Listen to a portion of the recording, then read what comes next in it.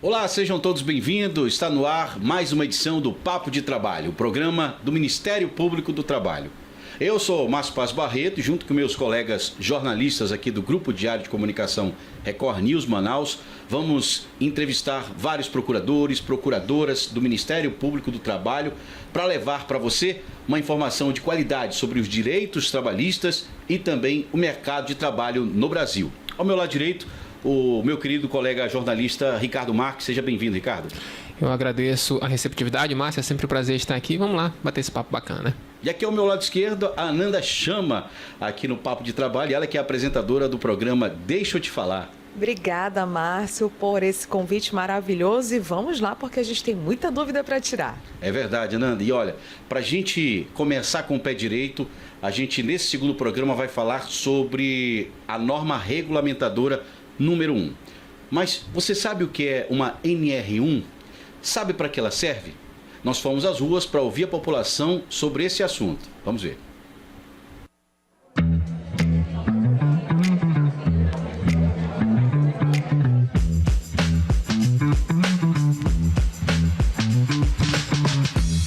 Você já ouviu falar da NR1, que trata da segurança do trabalho? Acho que instrução normativa que dita as normas realmente referente ao trabalho. Você considera isso importante? Com certeza, de suma importância, né? A fim de garantir direitos à classe trabalhadora em geral. Quando você trabalhava lá no distrito, sentia segura em relação aos riscos do cotidiano? Não, eu não me sentia. Por que você não se sentia segura? Porque assim, mesmo que a gente tenha o amparo, se a gente sofrer alguma coisa, a gente vai ficar debilitada, né? Aí então a gente não se sente seguro. Você acha importante ter segurança no trabalho? Com certeza. Por quê? Porque a gente tem que ter, porque a gente corre muito risco, né? Na nossa área, principalmente na área que eu exerço, a gente corre muito risco, como queimadura. Eu acho que eu deveria disponibilizar pessoas nesse determinado setor de segurança para monitorar os empregados no uso de EPIs, a visão, né? Deve ter visão, que aquilo que ele está fazendo pode ter risco na segurança dele, né? Do empregado. Né?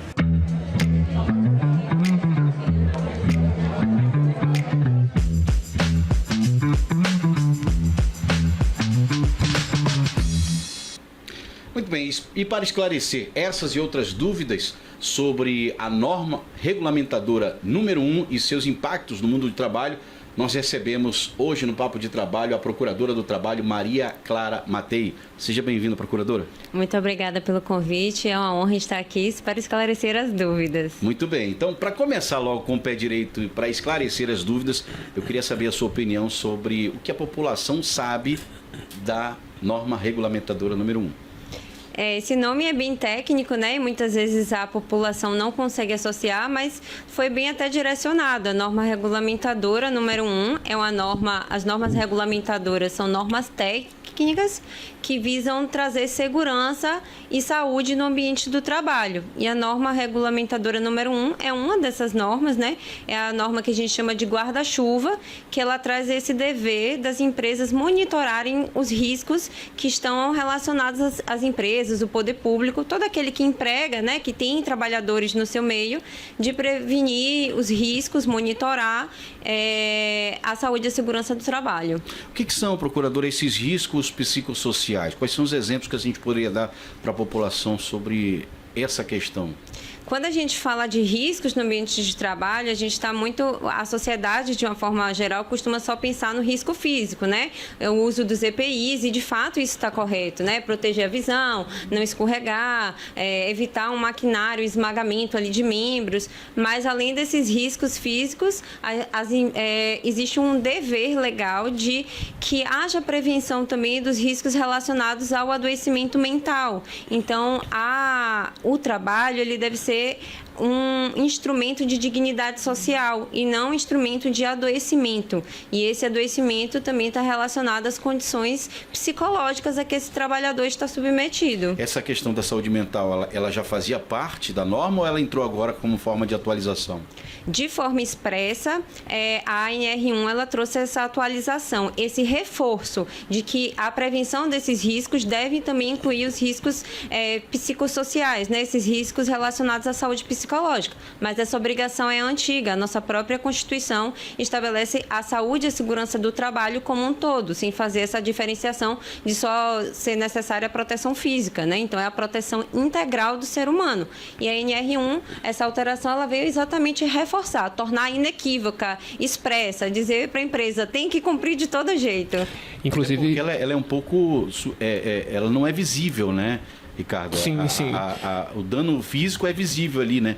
Mas a saúde mental ela é praticamente invisível. Não Sem dúvida nenhuma. Inclusive, dados recentes do Tribunal Regional do Trabalho indicam que os afastamentos do trabalho por questões mentais estão ali figurando entre as 3 primeiras causas de afastamento no mercado de trabalho.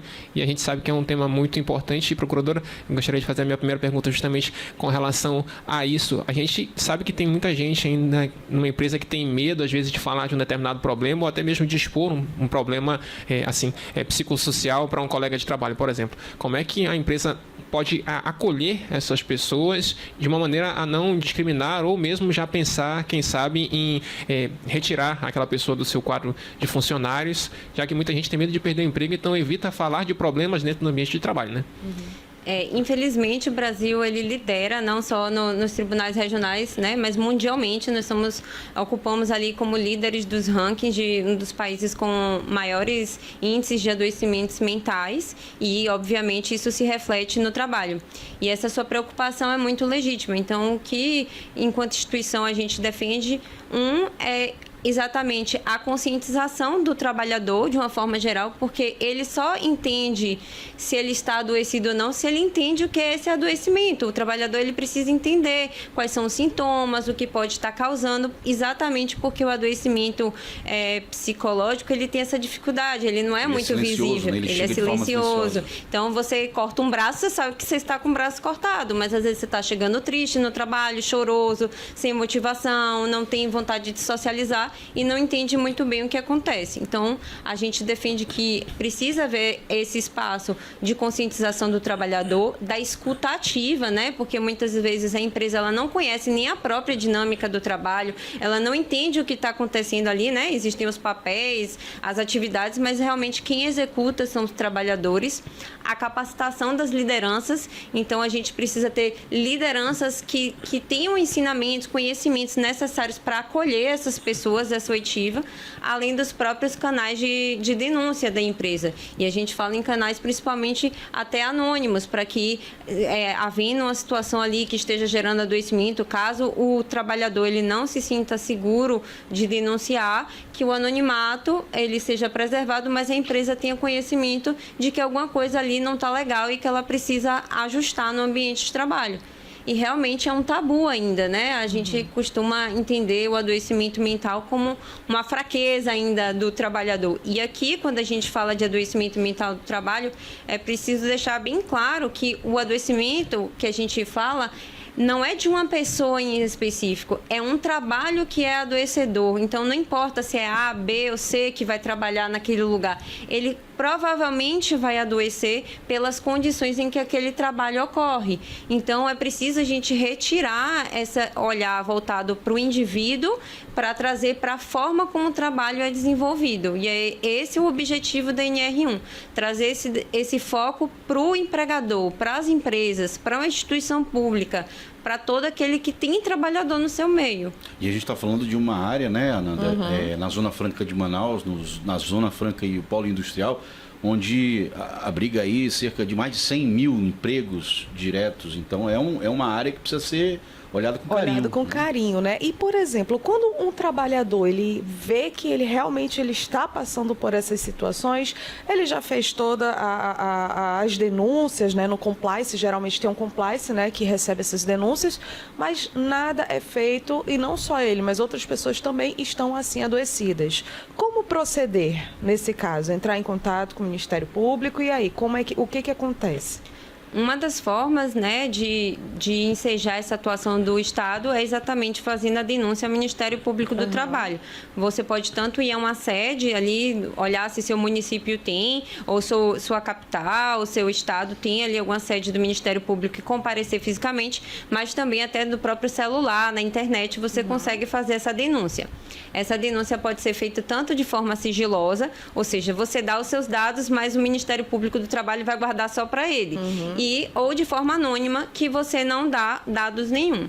Então, essa denúncia, para facilitar a atuação do Estado, né, a gente fala que o Ministério Público, enquanto uma instituição vinculada à fiscalização feita pelo Estado, quanto mais detalhada, melhor. Então, indicar quais são os sintomas, o que é que está acontecendo, quem são os trabalhadores afetados.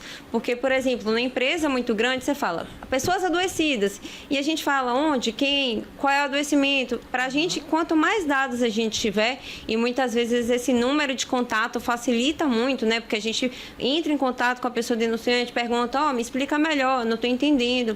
E aí, uma das medidas que a gente faz havendo ali elementos mínimos de que aquilo de fato é um problema relacionado ali à saúde mental, a gente instaura a investigação e a partir daí a gente vai ver quais são as medidas que podem ser tomadas. Se a empresa ou regularizou e foi algo mais simples e aí a gente entende que está tudo bem, já foi sanado, ou em casos mais graves a gente pode tanto firmar um termo de ajuste de conduta ou uma ação civil pública, que são instrumentos jurídicos que visam fazer com que a gente force a empresa a cumprir essas obrigações e geralmente é aplicando multas sobre elas, tornando essas obrigações legais mais caras do que elas já efetivamente são. Eu acredito que a procuradora foi muito cirúrgica quando falou que o primeiro passo é identificar essas doenças mentais que muitas vezes elas aparecem de forma silenciosa, né? Mas como as empresas podem se adequar, como é que as empresas podem criar esses ambientes saudáveis de trabalho, dessa forma, saudáveis no sentido de segurança mental dos trabalhadores, hein, procuradora? A ideia da norma regulamentadora número 1 é exatamente criar um plano de ação. Então, primeiro, a empresa ela precisa monitorar quais são esses riscos. Ela precisa identificar, na verdade, né? Ela vai lá identificar. A partir desses riscos identificados, ela vai identifica o trabalho que pode oferecer esse tipo de situação. Então, por exemplo, a gente está trabalhando ali com frigoríficos. Vamos dar um exemplo aqui. Vou dar um exemplo de Manaus. Manaus é uma cidade muito quente. Então, muitas vezes, os trabalhadores que estão nas ruas estão submetidos ao risco calor. E aí, por exemplo, o risco calor, ele não só tem a questão, né, da desidratação, da questão da proteção solar, do índice ali aumentado de câncer de pele, mas ele também tem a questão da fadiga. Tanto a exaustão física e mental é muito maior. Então, ele identificou ali o risco calor. O que é que ele vai fazer? Quais são as medidas que eu posso fazer para eliminar esse risco calor? Eu posso alojar esses trabalhadores dentro de lugares com ar-condicionado, que estejam ali longe dessa incidência solar direta? Não consigo. Então, o que é que eu posso fazer? Vou dar boné, vou dar garrafa de água, vou dar pausas térmicas, vou fazer mais rodízios. Então, não podendo eliminar, ele é obrigado a reduzir. E a partir desse plano, além disso, ele tem que prevenir. Então, ele tem que criar ambientes de trabalho em que a própria lógica que esse trabalho se desenvolva, ela vise cada vez mais reduzir esses riscos e não aumentar o número desses riscos, né? Então, e depois disso ela tem que monitorar. Olha, meu plano está sendo eficiente, meus trabalhadores estão bem, eles estão adoecendo, eles estão se afastando. E quando acontece um evento que muitas vezes não estava previsto ali, então, por exemplo, vamos falar de um acidente de trabalho. Então, aconteceu um acidente de trabalho, significa que os riscos não foram bem planejados, então a empresa ela precisa revisar. Então, ela vai cuidar daquele acidente, mas, por exemplo, ela precisa cuidar, olha, quando você vê um trabalhador se acidentando, não é só aquele trabalhador que possivelmente ser afetado. Toda a coletividade. Se você vê o seu colega perdendo um braço, provavelmente quem trabalha junto adoece mentalmente, adoece psicologicamente. Então, precisa cuidar dessa coletividade. Então, ela precisa revisar esse plano para fazer, olha, o que é que eu vou fazer diante disso? E atualizar. Então, é um plano sempre contínuo que a gente diz, né? É um plano que está sempre em construção. E o que a gente cobra é esse dever de que tenha um plano eficiente das empresas. A gente busca isso. Então, por exemplo, operadores de telemarketing. A gente sabe que o adoecimento mental muitas vezes é um risco dessa atividade por si só. Então, o mínimo que a gente espera é que o fator de adoecimento mental esteja lá como um risco no programa dela de riscos, né? Que é um inventário de riscos, né? Ela lista lá todos os riscos e, a partir daí, estabelece ações para combatê-los. Muito bem, o Papo de Trabalho está excelente. A gente vai fazer um rápido intervalo, é rapidinho. Não sai daí que a gente volta já.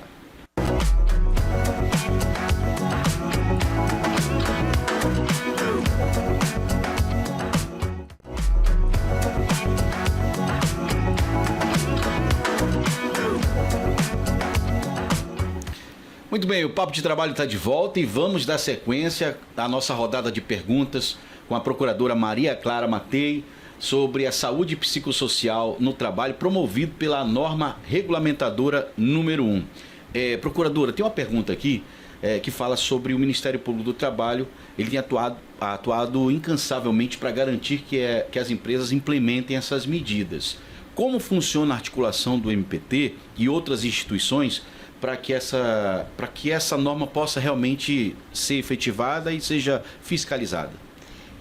Esse combate ao adoecimento mental, né, ele é um trabalho de articulação, a gente não trabalha sozinho. Então, muitas vezes a gente conta com a ajuda ali dos auditores fiscais do trabalho, que vão na fiscalização em loco, dos Serestes, que fazem também muitas vezes a escuta ativa desses trabalhadores durante a fiscalização, dos dados da própria vigilância sanitária, do INSS, os dados, a própria número de emissão de CATs, os dados de alimentação do governo. Então, é um trabalho multidisciplinar, né? O Ministério Público do Trabalho é apenas mais uma parte, assim, de vários atores sociais que atuam de forma muito ativa, né? Então, cada um ali dentro das suas atribuições, mas a gente troca muitos dados. Essa é a bem verdade. Então, aconteceu na fiscalização, o auditor fiscal do trabalho viu ali que tem, por exemplo, uma situação de adoecimento, ele muitas vezes comunica a gente para a gente iniciar uma investigação. Então, funciona mais ou menos assim. Mas é um trabalho de muitos atores sociais. E o que vocês conseguiram identificar com esse trabalho em conjunto, procurador? Porque a gente, além do afastamento, o que isso reflete para a sociedade, com essas pessoas se afastando, com esse adoecimento mental afetando muitas pessoas? Como é que vocês enxergam isso como um problema já repassado para a sociedade, para o mercado de trabalho em si? Bom, o adoecimento mental ele ainda é um tabu, né? E iniciativas como essa aqui são muito importantes para a gente trazer esse tema para ser discutido na sociedade. Eu acho que mais do que o trabalho repressivo, né? Que é a gente ajuizar a ação, firmar ataque, é a gente fazer uma campanha mesmo de prevenção, de conscientização. E o que a gente pode dizer é que existe, além do aspecto financeiro, né, que esses afastamentos geram custo, mas a gente tem uma sobrecarga de hospitais, do sistema público, médicos que deveriam, às vezes, estar em outro setor, poderiam estar em outros setores, fazendo atendimentos, e tem que dar conta de um número muito grande de trabalhadores afastados, né, médicos, enfermeiros, psicólogos, para dar essa assistência. Existe também a questão do trabalhador que vai ao trabalho, mas ele está tão adoecido que ele só está lá, a gente chama de corpo presente, né? Mas a cabeça dele não consegue se concentrar, ele está ali se expõe a riscos, né? Porque às vezes ele não está tão atento, aí pode se cortar, pode se machucar numa máquina. E talvez assim, o mais triste é a desestruturação familiar. É o trabalhador que está adoecido, não deixa a doença, bateu a porta do trabalho e a doença fica lá. Ele costuma levar isso para dentro de casa. Então, muitas vezes são trabalhadores que não conseguem mais produzir, a renda da família cai, são trabalhadores que demandam assistência ou se isolam, não querem mais sair, não querem mais, né? Não conseguem mais, não vou dizer nem não querem, não conseguem mais estar presente no seio social, dar atenção aos filhos. Então, existe também até o colapso das próprias famílias. Então, é um problema social, não é só do Ministério Público do Trabalho ou das empresas. É um problema de toda a sociedade que a gente precisa enfrentar. Além de gerar esses afastamentos previdenciários, que outras consequências essa questão do adoecimento mental, né, relacionado ao trabalho tem trazido para a sociedade, procuradora? Essa sobrecarga do sistema público e principalmente a questão de a população economicamente ativa não estar conseguindo produzir o tanto que ela seria capaz, né? Então, o cidadão não está dando o seu máximo, o trabalhador não dá o seu... Ele não consegue, porque o trabalhador, a gente precisa acabar com essa ideia de que o trabalhador que mais produz é quem mais trabalha. O trabalhador que mais produz é aquele que descansa, que tem lazer, que tem uma estrutura familiar legal, que se alimenta bem. Então, a gente precisa destruir essa ideia de que o trabalho pelo trabalho, né? O ser humano ele é muito complexo e ele, para estar bem no trabalho, ele precisa também dessa parte mental, psicológica. Algumas empresas chegam até a colocar setores dentro da fábrica, né? De descanso, salas de videogame, jogos, né? Acho que isso também ajuda nessa questão mental, na saúde mental. Isso, as empresas, né? Vários estudos estão indicando que esses espaços de lazer, de descanso, de pausas, faz com que o trabalhador ele consiga voltar mais produtivo e menos adoecido. Então, quando a gente fala de prevenção ao adoecimento mental, a gente está falando em sustentabilidade do negócio a longo prazo. E muitas empresas já entenderam que isso não é custo, é investimento no trabalhador. Então, por exemplo, quando um trabalhador se afasta, então você tem que botar outro no lugar. E isso demanda treinamento, demanda capacitação, demanda outros custos que muitas vezes as empresas ali no momento não conseguem nem ver que tem esse custo, né? Só olha ali, eu botar uma sala de descanso, vão ser menos 10 minutos de produtividade. Então, é realmente uma ideia de prevenção, de conscientização, de que o ser humano precisa ter um momento também de relaxar, de estar com a família, de se desconectar. E muitas empresas, a própria discussão da redução da jornada de trabalho, que é um tema que está muito em pauta, passa exatamente por isso. As pessoas estão falando, olha, não consigo descansar. Aí, por exemplo, a gente está falando de pessoas também que são CLT, mas vamos olhar para as pessoas também que trabalham como microempreendedoras individuais, que elas prestam serviços, né? Pejotização, né? Que foi o nosso primeiro tema, né? Foi o primeiro tema. Nesse caso, nossa senhora, porque nesse caso tem muitas pessoas que são, no caso, PJ, né? Vamos dizer assim, e elas acham que elas também não têm esses direitos. E aí elas acabam engolindo o problema para poder se manter firme com medo de que não... que se abrir a boca, for ao Ministério Público, for buscar os seus direitos, possa acabar perdendo o emprego. Eu gostaria que a senhora desse um recado para essas pessoas também.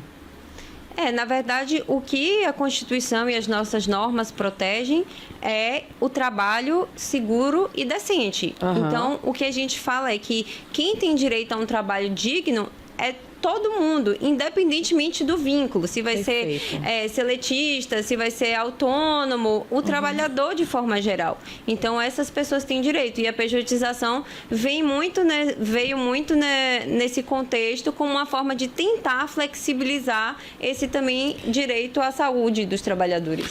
Quais são os desafios hoje, procuradora, do Ministério Público do Trabalho para garantir essa proteção à saúde mental dos trabalhadores e trabalhadoras? Eu faço até um adendo, se você me permitir, Márcio, porque a doutora citou a questão da flexibilização e eu queria tocar um pouco nesse ponto para aquelas pessoas que, por exemplo, adotaram o trabalho remoto, a pessoa que trabalha diretamente de casa. Como é que ficam essas pessoas nesse contexto da pergunta do Márcio? Porque, em tese, se você está em casa, você não está com problema nenhum de trabalho, a não ser o seu trabalho ali naquele cantinho que você está fazendo.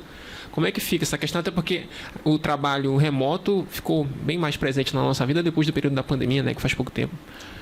Na verdade, o trabalhador ele tem essa proteção independente do local onde ele esteja exercendo suas atribuições. Então, dentro de casa, ele ainda pode ser sujeito a situações de adoecimento mental. Vamos dizer aqui de uma maneira fácil, metas abusivas. Então, você pode estar trabalhando em sua casa e muitas vezes, inclusive, o que se discute é você dentro de casa, com jornadas que não são registradas no ponto, termina passando, metas que você nunca atende, então a gente fala de telepressão, né? A pressão que vem de forma virtual, o assédio que vem de forma virtual. Então, o fato, para nosso ordenamento, o fato do trabalhador estar em casa, ou estar na empresa, ou estar na rua, não mitiga essa proteção, ela vale igual. Só o que a gente vai fazer são adaptações, né?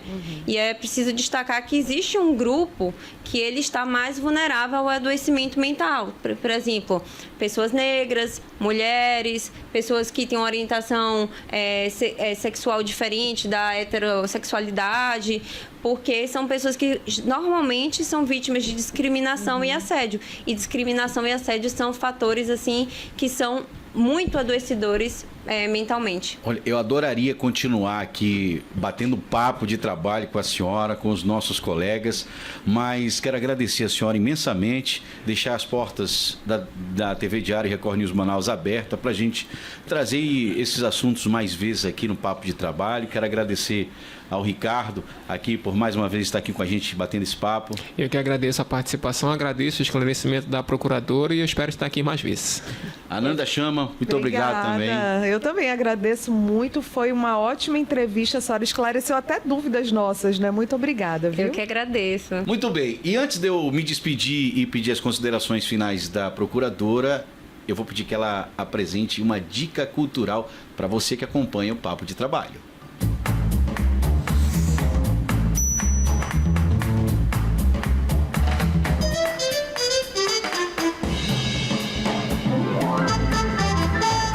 Agora sim, procuradora, qual seria a dica cultural para o tema que a gente está abordando hoje?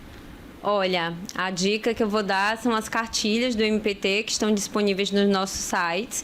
Elas falam em linguagem mais simples, situações de assédio, discriminação, a identificação, né, do que pode estar acontecendo na sua empresa e também próprios vídeos do YouTube, canais de psicólogos que explicam um pouco para as pessoas tomarem consciência e a gente conseguir ir quebrando esse tabu. Maravilha. Agora, procuradora Maria Clara Matei, muito obrigado. Suas considerações finais. Obrigada, eu que agradeço. O Ministério Público do Trabalho é um grande defensor do trabalho digno, decente, e eu espero que cada vez mais a gente consiga reduzir esses números de afastamentos e adoecimentos no Brasil e que a gente seja exemplo para os outros países sobre como tratar dessas questões. Muito obrigado. E a você que nos acompanhou, muito obrigado pelo carinho e pela audiência. O Papo de Trabalho fica por aqui. Continue na programação da Record News Manaus, TV Diário. Aqui você encontra a informação com credibilidade e em tempo real. Acompanhe tudo o que acontece em Manaus e no Amazonas, aqui na TV Diário Record News Manaus. Uma ótima noite a todos e até a próxima.